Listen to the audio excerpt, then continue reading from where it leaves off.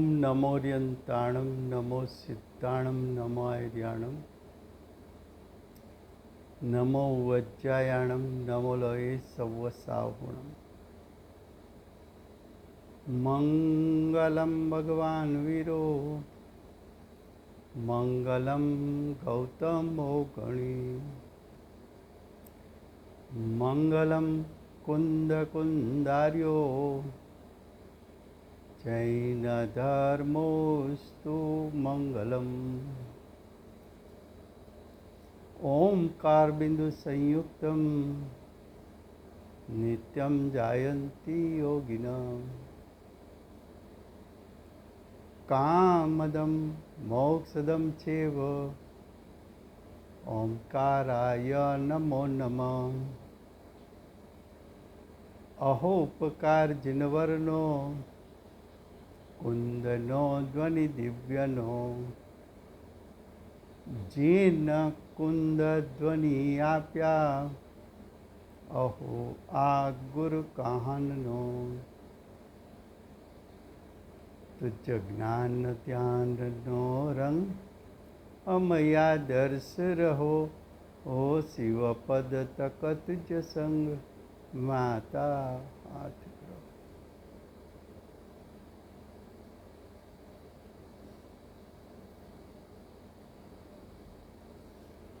आ अष्टपाहुड़ नामनु परम अध्यात्म शास्त्र है। भगवत कुंदकुंदाचार्य देवी आठमું પાહુડ સીલ પાહુડની રચના કરી છે।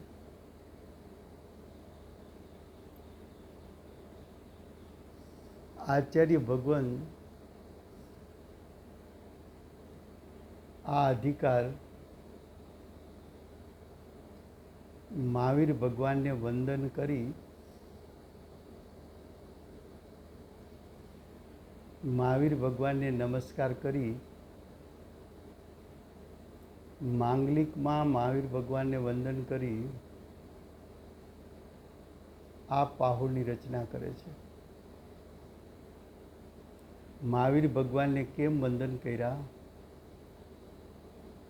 तो कि आचार्य भगवान सील पाहुड़ ने कहेवाना छे।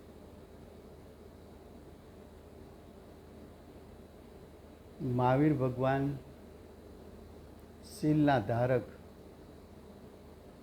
बाल ब्रह्मचारी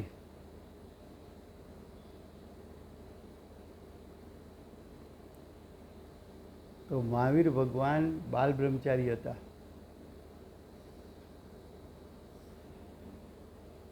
माटे महावीर भगवान ने वंदन कर्या छे। आचार्य भगवान सील कोने कहे छे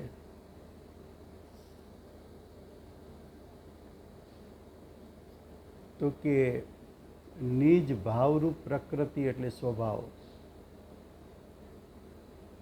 निज स्वभाव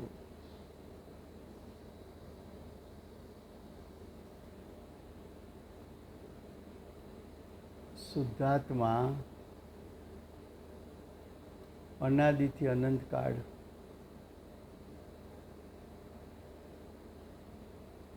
अनादि थी अनंत काल आत्मानो ज्ञायक स्वभाव सीलबद्ध है। एमणे पोतानो स्वभाव क्यारे त्याग्यो नथी।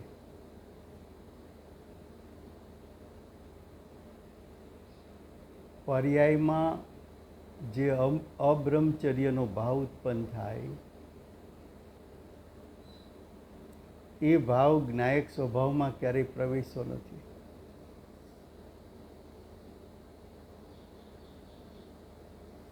सीलना गुणों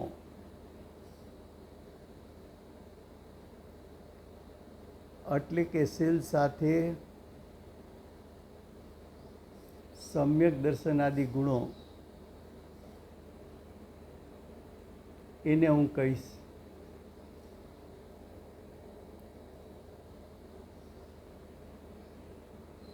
सील कोने होय छे તો કે જ્ઞાન બે પ્રકારનું છે, સુશીલ જ્ઞાન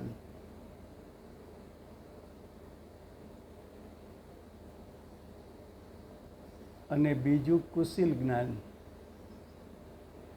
જે સુશીલ જ્ઞાનના ધારક છે એ જીવ શીલવંત હોય છે. શીલનો અર્થ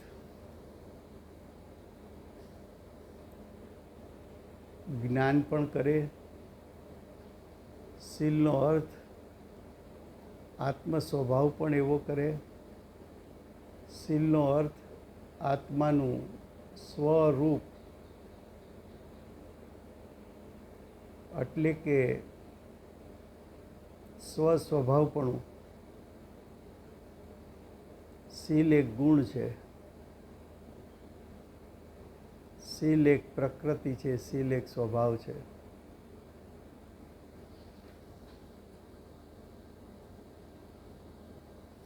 સુશીલ જ્ઞાન એ શીલ છે અને વ્યવહારથી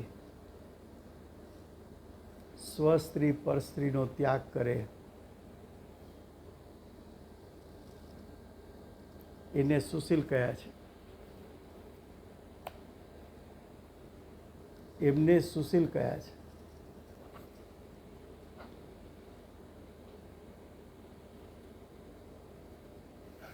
શીલ પાહુડની રચના શા માટે કરી? તો કે શીલવાન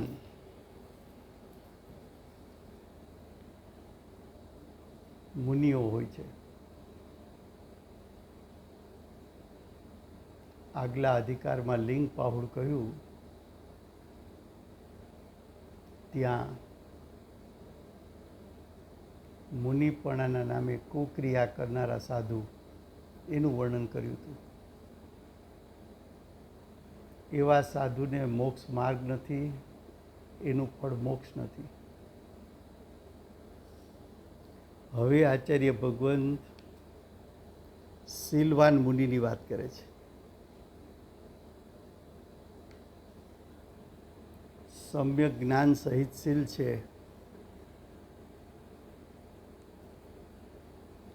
એવું મુનિપણું એ મોક્ષ માર્ગ છે. એવું મુનિપણું એ મોક્ષ છે.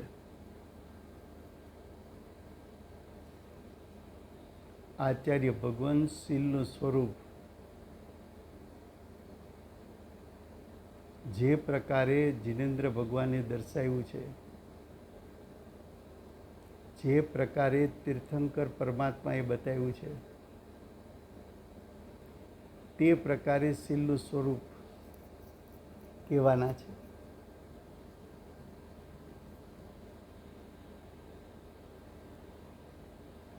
જો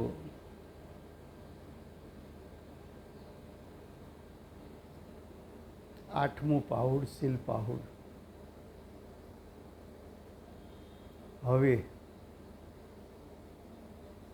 હવેનો અર્થ છે 7 પાહુડ અમે કહી ચૂક્યા છીએ. એમાં છેલ્લું પાહુડ લિંગ પાહુડ કહ્યું છે. લિંગ પાહુડમાં કુક્રિયાવાદી સાધુઓનું વર્ણન કર્યું છે. એવા કુલિંગી સાધુને મોક્ષ માર્ગ નથી, એનું ફળ મોક્ષ નથી. એટલું કહ્યા પછી હવે શીલ પાહુડ ગ્રંથની દેશ ભાષામય વચનિકાનો ગુજરાતી ભાષાનુવાદ લખીએ છીએ. હવકી પ્રકૃતિ નિવાર કે પ્રગટ કિએ નિજ ભાવ ઓમ અરહંત જો સિદ્ધ ફુની બંધુ તીની ધરી જાઓ. આ પ્રમાણે ઈષ્ટને નમસ્કાર રૂપ મંગળ કરીને એટલે શુભાશુભ ભાવને ગાળીને, મંગળ કરીને એટલે વિભાવ વિકારને ગાળીને શ્રી કુંદકુંદાચાર્ય દેવ કૃત આ પાહુના રચયિતા ભગવત કુંદકુંદાચાર્ય દેવ છે. વર્તમાન કાળે જેમના આગમો સર્વોત્કૃષ્ટ આગમ છે,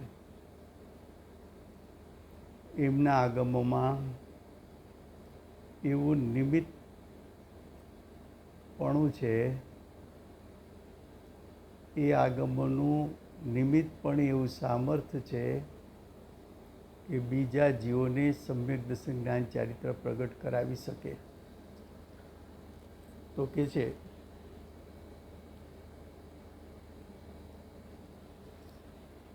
મંગળ કરીને કુંદકુંદાચાર્ય દેવ કૃત પ્રાકૃત ગાથાબદ્ધ આચાર્ય ભગવંતે અષ્ટપાહુની રચના પ્રાકૃત ભાષામાં કરી છે. ગાથાબદ્ધ શીલપાહુર નામના ગ્રંથની દેશ ભાષામય વચનિકાનો ગુજરાતી ભાષાનુવાદ લખીએ છીએ. પ્રથમ શ્રી કુંદકુંદાચાર્ય દેવ ગ્રંથની શરૂઆતમાં ઈષ્ટને જેના નિમિત્તે તને ઈષ્ટપણું પ્રગટે એવા ઈષ્ટને નમસ્કાર રૂપ મંગળ કરી એટલે માંગલિક કરી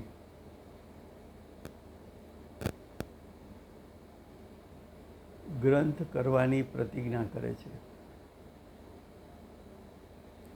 માંગલિક કરવાથી અંદર ભાવના એવી છે કે આ પાહુની રચના અમે કરીએ છીએ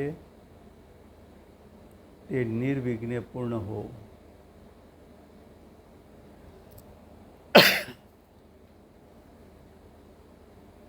માંગલિક એટલા માટે કરીએ છીએ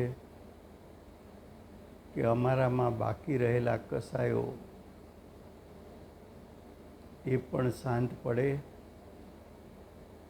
અને અમે વિતરાગ શાસ્ત્રની રચના કરી શકીએ. માંગલિક કરવાની ભાવના એવી છે કે શાસ્ત્ર રચના કરતાં કરતાં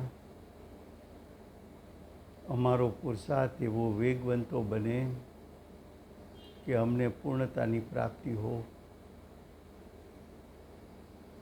શાસ્ત્ર રચનાનો કરુણામય ભાવ એવો છે કે આ શાસ્ત્રનો જે અભ્યાસ કરે, આ પાહુરનો જે અભ્યાસ કરે એમને પણ મોક્ષ માર્ગ અને મોક્ષની પ્રગટતા થાઓ. આવી ભાવનાપૂર્વક પ્રથમ ગાથામાં આચાર્ય ભગવાન માંગલિક કરી અને પ્રતિજ્ઞા કરશે. ગાથા 1 વિસ્તીર્ણ લોચન રક્તકજકો મલસુપદ શ્રી વીરને ત્રિવિધે કરીને વંદના હું વર્ણવું શીલ ગુણને. અર્થ આચાર્ય કહે છે હું વીર અર્થાત અંતિમ તીર્થંકર શ્રી વર્ધમાન સ્વામી પરમ ભટ્ટારકને મન વચન કાયાથી નમસ્કાર કરી શું કહ્યું? શા માટે મહાવીર ભગવાનને વંદન કર્યું? તો પ્રથમ કારણ એ છે કે મહાવીર ભગવાનની પરંપરાનો ઉપદેશ સાંભળી પોતે શીલ વ્રતને ધારણ કરી સ્વસ્ત્રી પરસ્ત્રીનો ત્યાગ કરી શીલ કહેતા સ્વભાવ કહેતા જ્ઞાન સ્વભાવ, જ્ઞાન સ્વભાવ જેમાં અભેદ છે એવો જ્ઞાયક, એવા જ્ઞાયક સ્વભાવને ગ્રહણ કરીને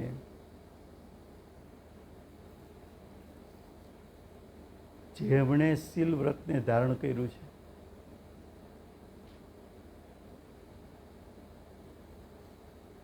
પોતાને આચાર્ય પદની પ્રગટતા થઈ તેમાં પોતાને શીલ વ્રત પ્રગટ થયું તેમાં પોતાનો નિજ સ્વભાવ ગ્રહણ થયો તેમાં આખરી તીર્થંકર મહાવીર ભગવાનની પરંપરાનો ઉપદેશ એમને પોતાને પરિણમી ગયો છે. માટે પ્રથમ વંદન તીર્થંકર પરમાત્માને કર્યું છે.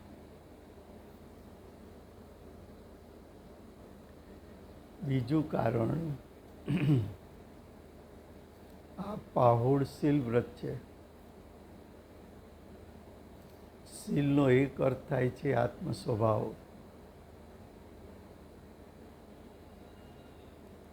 અને વ્યવહારથી અર્થ થાય છે શરીરથી બ્રહ્મચર્ય પાળવું. મહાવીર ભગવાને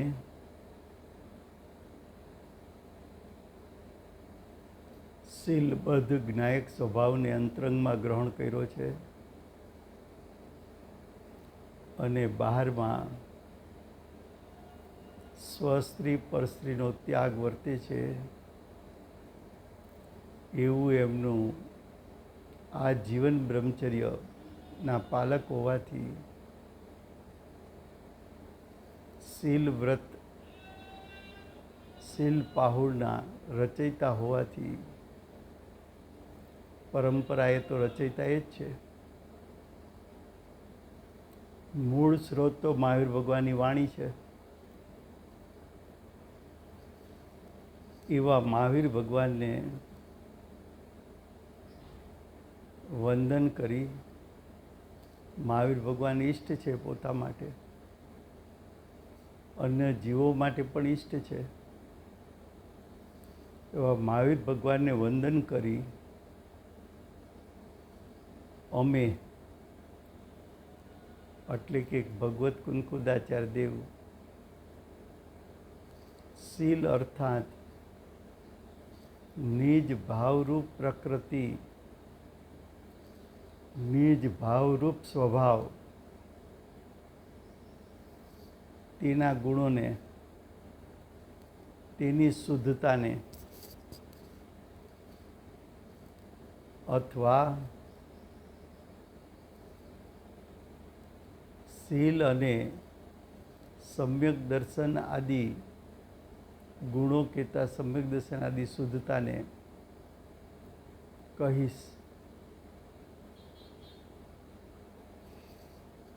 પોતાના સ્વરૂપની મર્યાદામાં રહેવું એ શીલ વ્રત છે, એ શીલપણું છે. પોતાના નિજ ભાવરૂપ પ્રકૃતિ સ્વભાવ, તેના ગુણોને એટલે તેની શુદ્ધતાને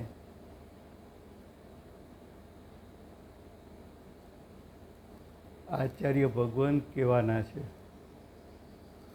હવે કે છે કેવા છે શ્રી વર્ધમાન સ્વામી. મહાવીર ભગવાન કેવા છે, તીર્થંકર પરમાત્મા કેવા છે. વિશાળ નયન છે. નયન એટલે બહારના આંખોની વાત નથી, જ્ઞાનની વાત છે. વિશાળ જ્ઞાન દ્વારા એટલે કે શાહી જ્ઞાન દ્વારા એટલે કે સર્વજ્ઞપણાથી એટલે કે કેવળ જ્ઞાનથી કેવળ દર્શનથી ત્રણ કાળ ત્રણ લોકને દેખનારા જાણનારા છે. એક સમયમાં ત્રણ કાળ ત્રણ લોકને જાણે એવું જ્ઞાન દર્શનપણું જેને પ્રગટરૂપ છે, જેમને આખા વિશ્વને જાણવા દેખવા માટે પાંચ ઇન્દ્રિયના અવલંબનની જરૂર નથી, જેમના જ્ઞાનમાં જીવ અજીવ સર્વ પદાર્થો, ચેતન અચેતન સર્વ પદાર્થો, એક પ્રદેશી બહુપ્રદેશી સર્વ પદાર્થો સ્વભાવ રૂપે પરિણમનારા વિભાવ રૂપે પરિણમનારા સર્વ પદાર્થો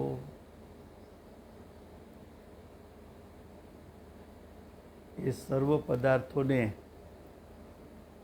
તેમના કહેતા મહાવીર ભગવાનના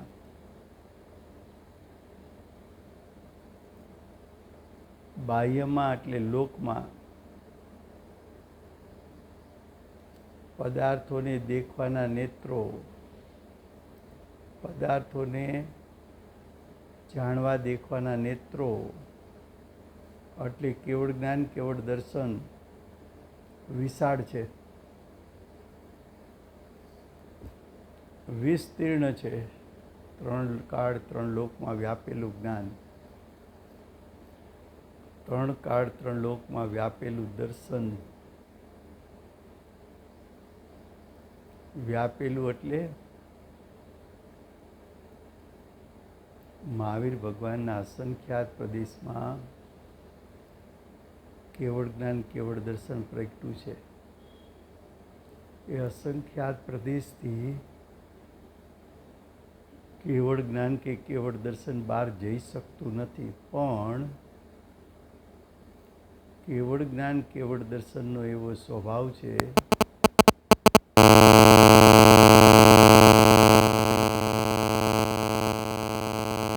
આખા વિશ્વને જાણી લે ત્યારે તમને એમ લાગે કે કેવડી ભગવાનનું કેવળ જ્ઞાન કેવળ દર્શન આખા વિશ્વમાં ફરી વળ્યું છે.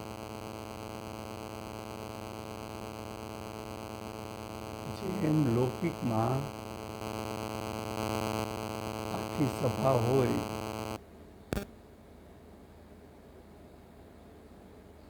તો સભાને સંબોધનાર એની નજર આખી સભા ઉપર ફરી વળે. પોતે કંઈ સભામાં ગયો નથી, સભામાં જેવડી સભા છે એમાં ફેલાયો નથી,